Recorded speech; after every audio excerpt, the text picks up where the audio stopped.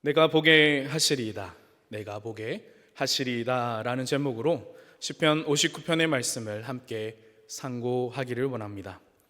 사랑하는 여러분, 우리는 지난 시간에 이어서 계속해서 다윗이 지은 시편, 그렇지만 상황이 조금씩 다른 말씀들을 살피고 있습니다. 오늘의 말씀의 부제를 저는 항상 살피게 되는데, 시편의 부제를 한번 보실까요? 다윗의 믹담의 시, 인도자를 따라 알다셋에 맞춘 노래라고 적혀 있죠. 파란 글씨로 혹은 빨간 글씨로 적혀 계실 것입니다. 그럼 이 믹담이 뜻하는 것은 무엇이냐? 바로 금언이라는 뜻인데, 그것은 뜻으로 삶의 본보기가 될 만한 귀중한 내용을 담고 있는 짤막한 어구라는 뜻을 가지고 있습니다. 혹시 PPT가 준비되지 않았나요? 네. 그리고 또한 알다셋은 파괴하지 마소서, 멸하지 마소서라는 뜻을 가지고 있습니다. 그렇다면 이 두 가지를 합치게 되면 다윗의 믹담의 시, 다윗이 돌에 새겨서 금원으로 새길 만큼 이 삶의 본보기가 될 만한 귀중한 내용을 담고 있는 어구로서 이것을 바꾸지 말고 파괴하지 말라, 해하지 말라라는 뜻을 합쳐볼 때에 삶의 본보기가 될 만한 이 귀중한 노래를 고치거나 바꾸어 사용하지 말고 그대로 그 의미를 살려서 노래하십시오라는 뜻을 가진 의미가 됩니다. 다윗이 지은 이 시는 노래이지요. 그와 동시에 그의 기도라고 볼 수 있습니다. 그렇다면 무엇을 그대로 살려서 바꾸지 말고 노래하라는 것일까요? 기도하라는 뜻일까요? 바로 구원의 하나님으로 말미암아 우리가 결코 실패하지도 낭망하지도 않을 것이다 라는 것을 노래하고 기도하라 하는 것입니다. 시편 59편의 배경은 사무엘상 19장의 이야기로 거슬러 올라갑니다. 사무엘상 18장에서 다윗은 블레셋의 장수였던 골리앗을 이기고 이스라엘의 영웅이 되죠. 사울은 무서워 떠는 이스라엘의 장수와 군사들 앞에서 저 골리앗을 쳐서 이기는 자에게는 내가 내 딸을 주어 나의 사위로 삼겠다라는 선포를 하게 됩니다. 그렇게 선포를 하고 나서 나타난 자가 바로 다윗이었던 것이죠. 그렇다면 그 약속이 과연 이행되었을까요? 당연히 그것은 이행되지 않았습니다. 승자에게 주기로 했던 약속은 이행되지 않고 오히려 사울은 다윗을 질투하기에 이릅니다. 그리고 죽이려고 하죠. 왜냐? 이 갑작스럽게 나타난 전쟁의 영웅인 다윗이 없어지면 이 영광을 왕인 내가 취할 수 있게 되기 때문입니다. 그리하여 사울은 이스라엘의 영웅이었던, 이스라엘을 구원해낸 다윗의 얼굴을 보지 않고 신하들을 시켜 다시 블레셋 전장으로 가서 전쟁의 전리물인 포피 100개를 가져오라고 시켜버리게 됩니다. 여러분, 말씀 속에서 한번 상상을 해보시기 바랍니다. 다윗이 무너지지 않고 절대 지지 않을 것 같은 백전백승의 이 용장인 골리앗을 단번에 물매로, 하나님의 은혜로 쳐부수고 목을 베어버렸습니다. 블레셋에겐 다윗은 누구입니까? 철전지 원수가 되죠. 블레셋의 뜻의 이름은 호전적인 사람들이라는 뜻입니다. 그만큼 이를 갈면서 이 다윗을 어떻게 죽일까, 또한 이스라엘 나라에게 이것을 어떻게 복수할까 라는 생각을 가지고 있지 않았겠습니까? 그런데 그 적진 속을 사울은 가라고 말하는 것입니다. 다윗의 심정이 어떠했을까요? 그러나 다윗은 어떠한 불평도 하지 않고 그 명령에 순복하여 그 군사들과 함께 블레셋 진영으로 가게 됩니다. 그리하여 더 많은 군사인 200명을 죽이고 전리품인 군사의 표피 200개를 가지고 돌아오게 되죠. 그때의 말씀은 사울이 여호와께서 다윗과 함께 계심을 알았다라고 기록하고 있습니다. 그러고 나서 미갈을 주어서 사위로 삼았다라고 말하는 것이죠. 그럼에도 불구하고 사울은 끊임없이 오늘 이 다윗을 질투하고 죽이려 하고 있습니다. 하지만 그 다윗의 모습은 어떠한가요? 사울을 원수로 둔 것이 아니라 그 어떠한 복수에도 안갚음에도 원한을 품는 마음도 없이 그저 명령에 순종하는 모습을 보이게 됩니다. 어쩌면 우리가 살아가는 세상으로 말하자면 참 저희 부모님의 말을 빌리면 죄송합니다. 멍텅구리 머저리 같은 삶이다 라고 이렇게 말하기도 하시는데요. 표현하시기도 하셨는데요. 아마 바보라고 불리지 않았을까요? 왜냐하면 그의 속은, 그의 마음은 어디로 간데 없이 그저 이리 가라면 이리 가고 저리 가라면 저리 가는 그러한 다윗의 모습, 이 세상이 말하는 진정한 바보의 모습이 아닐까 생각해 보게 되었습니다. 그런데 여러분, 다윗이 진짜 바보였을까요? 결코 그렇지 않죠. 이미 다윗의 지략으로 볼 때는 이미 모든 일을 파악하고 간파하고 있었을 것입니다. 그럼에도 불구하고 다윗이 고백하고 있는 것은 무엇인가? 바로 하나님께서 이 모든 일을 판단해 주십시오 라고 고백하고 있는 것이죠. 오늘 설교의 제목이기도 한 구절입니다. 함께 10절을 한번 읽어보실까요? 시작. 나의 하나님 그의 인자하심으로 나를 영접하시며 하나님이 나의 원수가 보응받는 것을 내가 보게 하시리이다. 아멘. 이 원어의 뜻은 하나님이 그의 인자하심으로 나를 가까이 부르실 때에 그 원수가 내가 하나님과 함께 있는 것을 볼 것이다 라는 표현이 있습니다.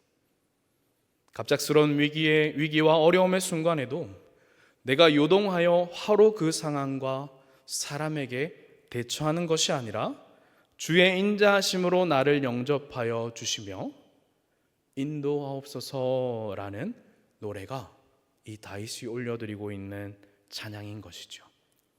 그렇다면 다윗이 이 순간 가운데 노래하고 있는 그 노래는 과연 무엇일까요?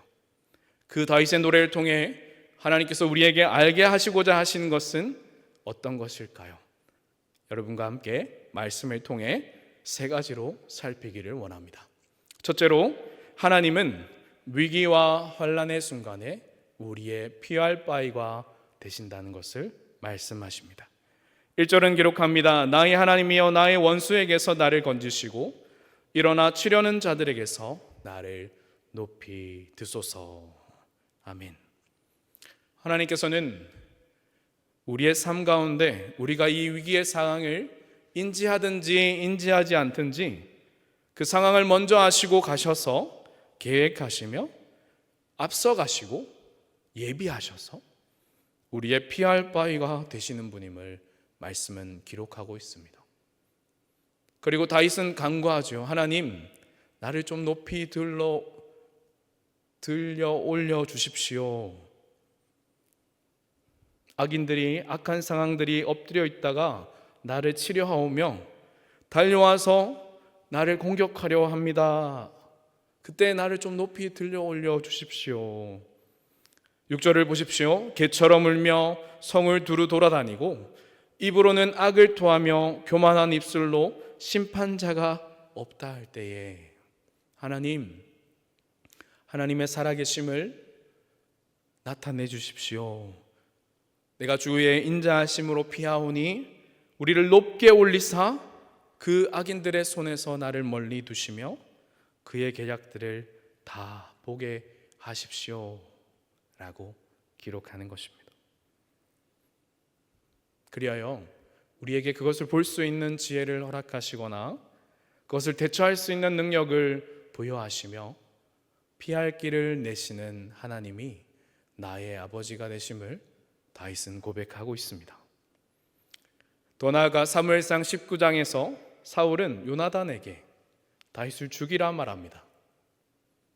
하지만 하나님께서는 그 외로웠던 다윗에게 이 20살 이상이나 나이가 차이가 남에도 불구하고 요나단과 다윗에게 형제를 뛰어넘는 우정의 사랑, 브로맨스를 허락하시죠.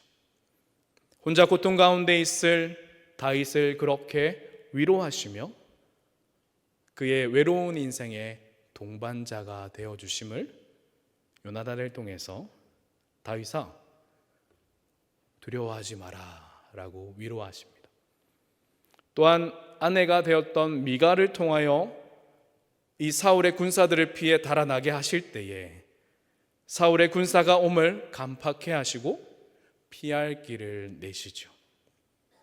사울은 다윗이 도망간 것을 발견하고는 눈이 뒤집힌 채로 이렇게 고백하고 있습니다. 사무엘상 19장 17절입니다. 사울이 미갈에게 이르되 너는 어찌하여 이처럼 나를 속여 내 대적을 놓아 피하게 하였느냐.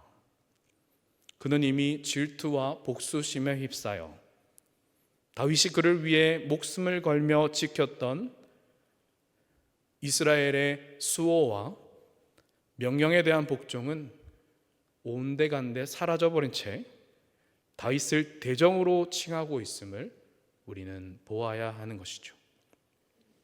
사랑하는 여러분, 우리가 다윗을 통해서 역사하시는 하나님의 모습을, 피할 길을 내시는 하나님의 모습을 보아야 하고 확인해야 하지만 사울의 질투와 분노 속에서 우리는 또한 발견해야 될 것이 있습니다. 분에 휩싸일 때에는 사람이 변할 수 있는 그 마음의 죄악을 충분히 가질 수 있다 하는 것입니다. 내가 피해를 보았다 생각하였을 때에는 우리는 상대방의 입장에서 생각하기보다 나 자신이 얼마나 피해를 입었고 당할 불이익에 대해서만 생각을 하게 될 뿐이라는 것이죠. 그것은 어쩌면 더 없는 자신의 불안감을 이 마주하는 상황 가운데 또한 이 마주하고 있는 사람과의 결과의 일을 통해서 나 자신의 불안감을 드러내는 지표가 될 수도 있다는 것입니다. 더 나아가 그때에 정말로 내가 하나님을 섬기는 자인가? 하나님의 백성이 맞는가? 신앙이 있는 자인가를 망각하게 할 정도로 의심과 불안의 초조함은 죄악을 만들어내는 뿌리가 됐다는 것을 우리는 사울의 이 행동과 말을 통해서 보아야 한다는 것입니다. 사랑하는 동산의 영가족 여러분, 하나님께서는 우리의 위기의 순간에 피할 바위가 되시며 피할 길이 되시는 분이 확실합니다. 그 하나님을 온전히 신뢰하고 따르시며 섬겨 가실 때에, 그 하나님을 찬양하실 때에 우리 안에 있는 욕망과 욕심의 모든 근원을 다시 한번 살피셔서 주님 앞에 내려놓으시는 은혜 또한 함께 누리시기를 예수님의 이름으로 간절히 축복합니다. 두 번째입니다. 하나님께서 이 다윗의 시편을 통해서 우리에게 보게 하시는, 알게 하시는 것은 무엇인가? 하나님은 분명 악한 자를 심판하신다는 것이죠. 12절에서 13절은 기록합니다. 함께 읽어볼까요? 시작. 그들의 입술의 말은 곧 그들의 입의 죄라. 그들이 말하는 저주와 거짓말로 말미암아 그들이 그 교만 중에서 사로잡히게 하소서. 진노하심으로 소멸하시되 없어지기까지 소멸하사 하나님이 야곱 중에서 다스리심을 땅끝까지 알게 하소서. 아멘. 다윗은 하나님께서 악인들을 교만 중에 두시고 소멸하사 하나님의 다스리심을 나타내 주옵소서라고 기도합니다. 사랑하는 여러분, 이 하나님 앞에서 기도하는 사람들의 특징을 아십니까? 악인이 더 악하여지고 세상이 더 악하여질 때에 기도의 사람들은 주님의 심판이 얼마 남지 않았구나 하는 것을 인지하게 됩니다. 그리고 그 징조와 표시를 하나님께서 주시는 사인이라 기억하며 주님의 백성된 교회가 신부됨의 모습을 갖추어 가려고 그 모습을 알게 하시는 것이죠. 그리고 내가 무엇을 해야 하는지 알게 하십니다. 주께서 내게 악인의 형통함을 보이실 때, 또한 그 뒤에 온전한 갚으심을 보이실 때, 우리는 우리의 모습이 이 악인의 죄악을 담지 않았는지를 온전히 살피고 완악하지 않은 모습을 갖추려고 더 다름질해야 한다는 것을 하나님의 다름질해야 한다는 것을 기도하는 사람들은 알게 된다는 것입니다. 하나님의 말씀을 끊임없이 지키려고 노력하고 예배하고 기도하면 빛 대신 그분의 말씀이 죄악된 우리의 모습, 교만한 우리의 모습을 감추시고 이 세상 앞에 우리를 빛의 존재로 드러내심을 우리에게 알게 한다는 것이죠. 우리가 생각하는 존재는 나 스스로는 너무나 악하고 부족하다 여기는데, 그리하여서 더 완전하신 주님께로 나아가려고 노력하는데, 이미 빛이신 하나님께서는 우리 안에 당신의 말씀으로 우리의 인격을 다듬으시고 하나님을 아는 자를 세우셔서 악한 세상 앞에 빛으로 드러내신다는 것이죠. 사랑하는 동산의 영가족 여러분, 그때에 우리의 합당한 모습은 무엇이겠습니까? 기도하는 사람의 특징은 무엇이겠습니까? 자신을 가꾸고 뽐내고 치장하고 육체적으로 더 돋보이게 하기보다 우리의 내면을 하나님의 말씀으로 가꾸어서 깨닫게 하신 은혜를 나누며 우리의 연약함을 서로 고백하는 것일 것입니다.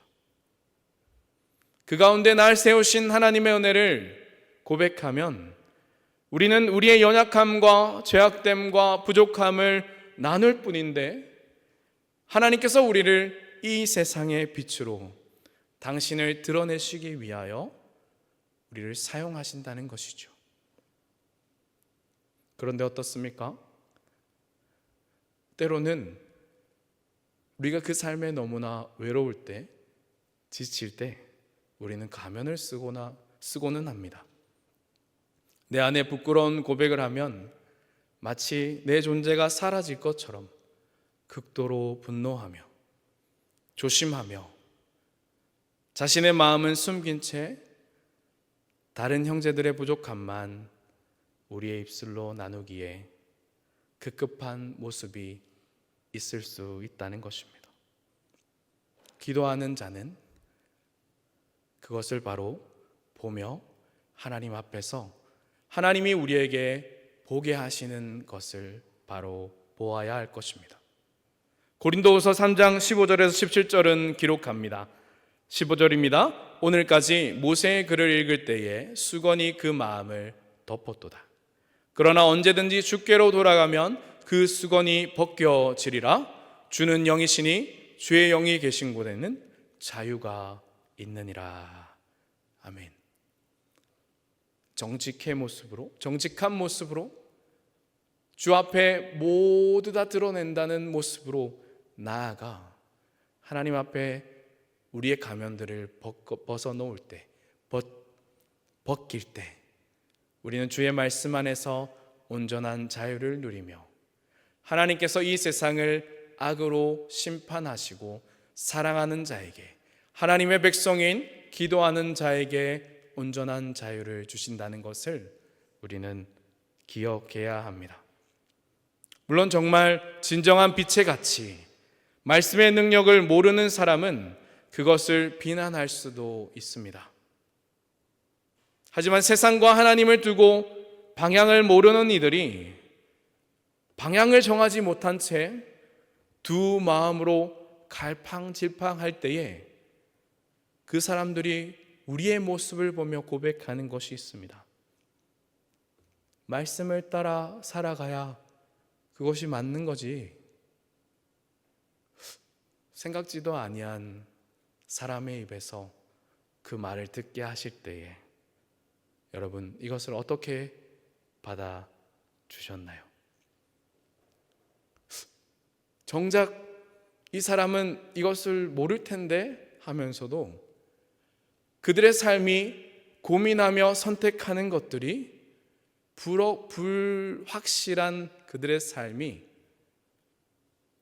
우리에게 이렇게 말하는 것입니다. 하나님의 말씀이 진리이지. 그때에 하나님이 우리에게 기도하는 자들에게 보여주시는 것입니다.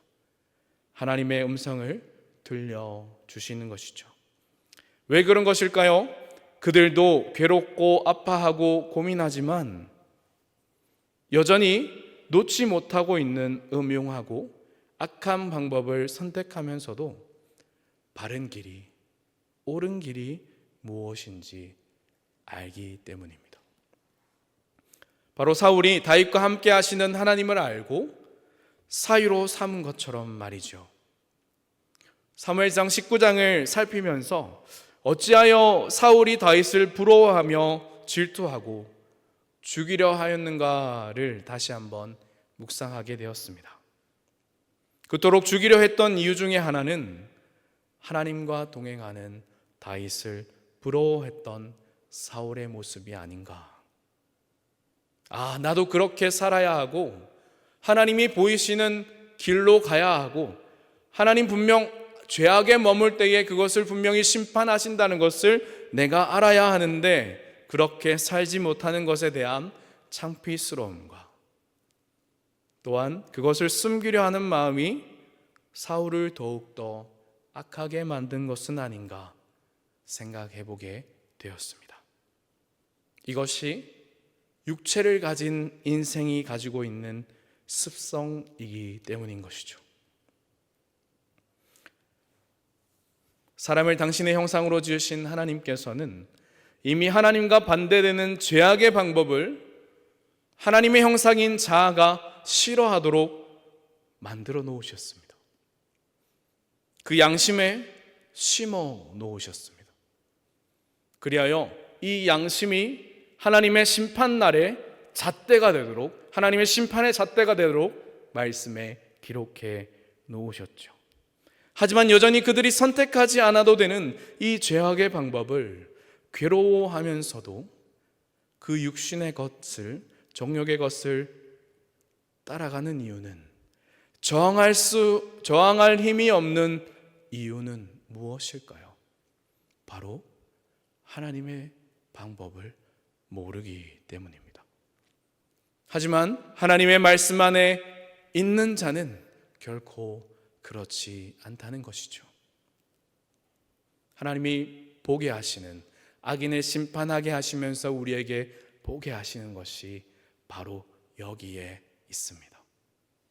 우리가 주님의 말씀 앞에서 날마다 우리의 자랑이 아니라, 세상의 것의 자랑이 아니라 우리의 연약함을 구하며 하나님의 은혜의 긍휼 안으로 들어가야 하는 이유가 바로 여기에 있다는 것을 다윗의 시편을 통해서 말씀하고 계시는 것이죠. 하나님께서는 당신의 자녀들에게 그것을 보이시는 것입니다. 그리고 우리의 원수들과 세상과 버타며 살아가는 자들에게 우리로 하여금 그 음성을 들려주시는 것이죠. 이것을 보게 하시고 알게 하시고 또한 갚으시는 하나님의 방법입니다. 억만금을 줘서 하나님의 백성의 만족을 채운다고요? 순간에 쾌락, 우리는 육신을 가지고 있기에 이 짜릿하고 익사이팅한 쾌락들을 좋아할 수밖에 없습니다. 그러나 그 순간의 만족과 기쁨은 있을 수 있으나 영원한 하나님의 말씀이 주시는 만족은 결코 주지 못함을 우리는 압니다. 하지만 내가 얼마나 하나님 앞에서 몸부림치며 세상에 보이는 것을 따라 살기보다 하나님의 것을 선택하려 했던 그 시간들이 쌓여갈 때에, 그 노력들이 쌓여갈 때에 누구도 알지 못하지만 하나님께서 그것을 주목하시고 그와 동시에 하나님께서 나만이 알 수 있는 방법으로 하나님의 위로와 격려를 주실 때에 세상의 상황과 사람의 입에서 듣게 하실 때에 우리는 그제서야 무릎을 탁 치는 것입니다. 그리고 확신을 가지고 나아가는 것이죠. 하나님께서 나를 주목하고 계시는구나. 하나님 내게 알게 하시는구나. 하나님 나를 내버려 두시지 아니하시고 내 삶을 주목하시며 격려하시고 돌보고 계시구나 라는 확신을 가지게 되는 것입니다. 그래서 더 기도의 자리로, 더 은혜의 자리로 나아가는 것이죠. 그 음성에 주목하며 살아가도록, 내가 말씀의 울타리 안에 거할 수 있도록 하나님은 나를 더 격려하시고 더 은혜를 나누게 하시고 더 주님의 가치를 알게 하시고 조금 더 하나님의 일을 맡겨 가시는 것이죠. 누구처럼 말입니까? 오늘의 시편을 기록하고 있는 다윗처럼 말입니다. 여러분, 다윗이 기름 부음 받았을 때를 한번 생각해 보십시오. 그는 상상했는지도 모릅니다. 상상했을지도 모릅니다. 하나님께서 아들 가운데 종과 같았던 나를, 들판 가운데 하나님을 홀로 예배하고 있던 나를, 하나님의 능력을 힘입어 양을 지키고 사자와 곰의 입을 찢었던 나를 기억하시구나. 그걸 징표로 주셨구나. 이제는 내 앞에 멸시와 천대가 있는 것이 아니라 꽃길이 열리겠구나 라고 생각했을지 모릅니다. 그런데 웬걸요? 목숨을 걸어서 전투에 나가 골리앗을 무찌르고 이스라엘의 영웅이 되었는데 돌아오는 것은 명예와 승리가 아니라 자신을 죽이려고 하는 화살과 창뿐이요, 야유와 비난 섞인 질투의 연속이었음을 사무엘상 19장은 말하고 있기 때문입니다. 그럼에도 하나님께서는 다윗을 격려하시고자, 내가 너를 보고 있다 말씀하시고자 요나단을 붙여주시고 피할 길을 내시고 또 악인을 심판하신다는 것을 다윗의 인생을 통해 노래케 하시죠. 바로 다윗이 하나님의 사랑을 알 수 있도록 말입니다. 원수 혹은 악인이 그들의 악함을 말하며 우리에게 악한 계략을 펼 때에 하나님의 백성이 가져야 할 행동과 마음의 자세는 무엇입니까? 그들을 비난하고 조롱하는 것이 아니라 오히려 자신의 마음을 강팍하게 하지 않도록 하나님 앞에서 중심을 지켜가는 것이 바로 기도하는 자의, 하나님 백성의 모습이라는 것입니다. 사랑하는 동산의 영가족 여러분, 우리는 우리에게 다가오는 환난과 역경과 어려움 앞에서 어떻게 반응하고 계십니까? 가면을 쓰며 우리를 방어하시기에 빠르십니까? 그렇지 않다면 내가 부족함에도 불구하고 나의 연약함을 하나님과 사람들 앞에서 고백하며 그리스도의 은혜를 입으려 하는 모습을 취하고 계십니까? 동산의 영가족 모두가 세상을 향해 다시 우리의 분을 드러내지 않고 우리의 원수에게 똑같은 되갚음을 갚는 것이 아니라 주님께서 그 모든 억울함과 아픔을 갚으시고 판단하시도록 우리의 중심을 지켜나가시며 하나님의 긍휼의 은혜를 구하는 사랑과 은혜가 여러분에게 함께 하시기를 예수님 이름으로 간절히 축복합니다.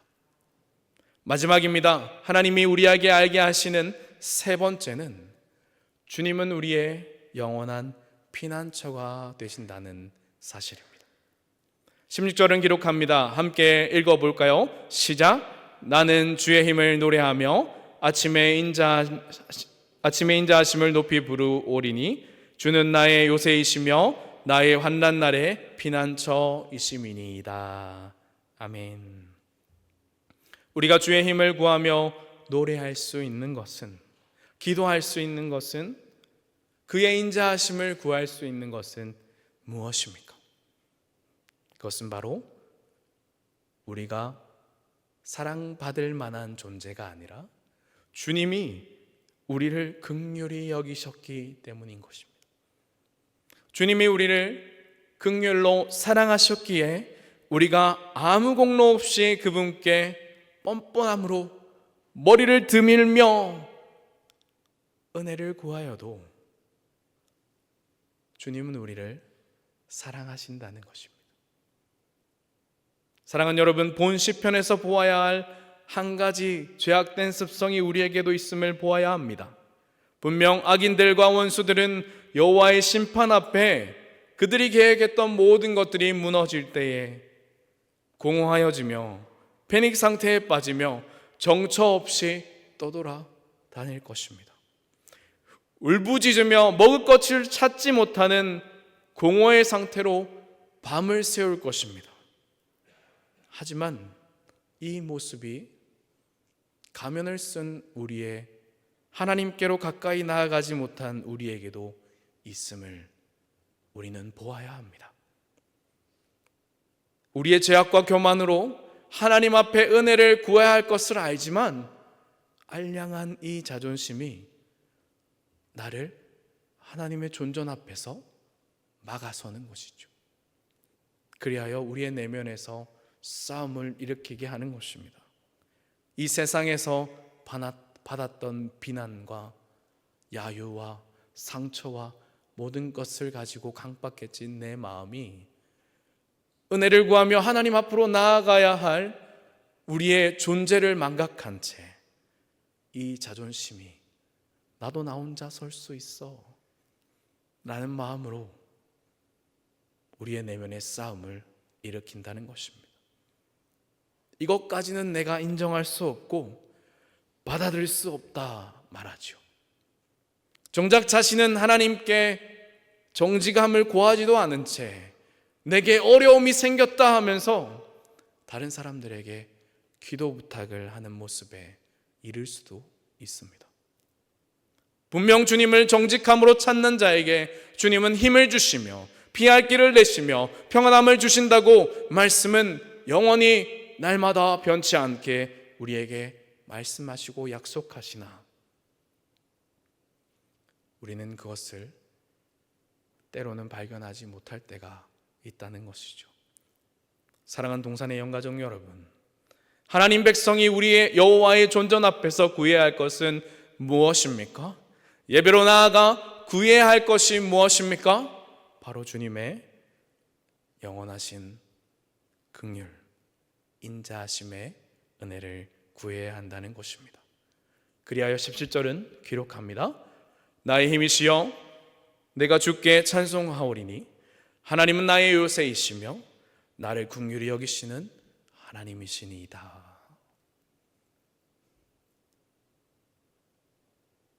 주님이 나의 힘이 되시는 이유는 두 번째로 말씀드린 바와 같이 내가 모든 것을 주님 앞에 내려놓고 주님의 긍휼하심 안으로 들어갈 때에 주시는 자유와 희락과 기쁨이 나의 힘이 되며 17절을 한 번 더 띄워주실래요? 그때에 내가 주께 찬송할 수 있다는 것입니다. 주님 나의 완벽한 요새이십니다. 왜 요새이신가? 주님이 나를 긍휼히 여기심으로 받아주셨기 때문입니다. 이 모든 세상은 우리를 받으려고 하지 않죠. 너 스스로 혼자 서서 너의 위대함을 보여봐라 라고 말합니다. 그러나 우리 주님께서는 상하고 환난당하고 빚지고 마음이 상한 자들을 받으시사 당신의 품 안에서 당신의 사랑을 입은 자로, 당신의 긍휼을 입은 자로 우뚝 세워주시지요. 우리는 영원히 그분의 은혜와 긍휼을 구해야 할 자입니다. 우리의 존재가 우리의 자존심에 완고함과 완악함이 더해질 때 우리는 그것을 바라볼 수가 없죠.